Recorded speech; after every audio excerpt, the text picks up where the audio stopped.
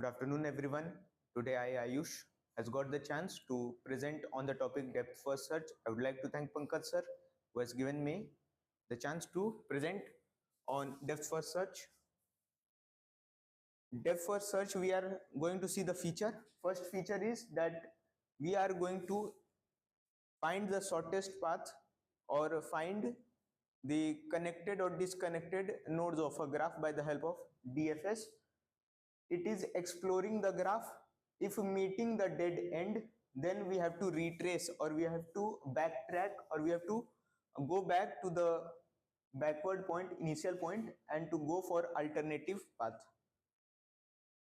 If we can see this maze puzzle, we can solve it if we begin from here. According to depth first search, we are having two paths. First go down or go to the left. All right. So if we choose go to the left part, then we go down and here is the dead end. Okay. So we have to backtrack from where we have started and now we are going to proceed next. This is the example of DFS. Now there is an algorithm of DFS. Okay, we will start from the source node or the starting node of the graph. We will mark the source node as visited. So once we are moving through the node, we are also marking it as visited. Currently all the nodes or all the points of the graph are unvisited.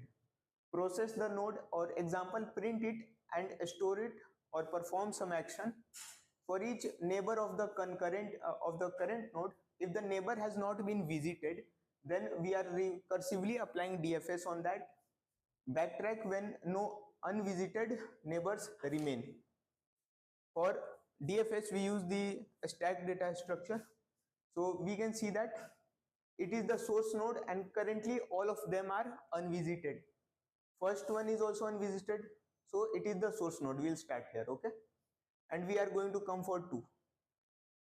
If I show it with the help of example using writing. Okay, so first one unvisited, we'll put it in the stack, then we will pop it out, we'll write visited, and then we are going to write the neighbors of 1 and 2. Okay, so 1 and 2 neighbors are 2 and 3. 2 and 3. Okay, so we have visited 2, currently we have visited 1, and then we have visited 2. Now we can see 2 introduces its next 2 neighbors, that is 4 and 5. So we'll write 4 and 5. Then 2 got visited, again the same way 4 got visited, and now in the stack we are left with 5 and 3, and the sequence becomes 1, 2, and then 4, because 4 has no next neighbor nodes. Same with happen with 5.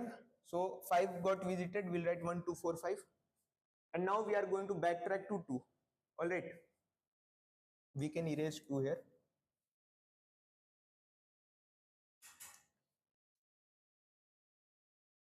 Uh, 1, then 2, then 4 and 5.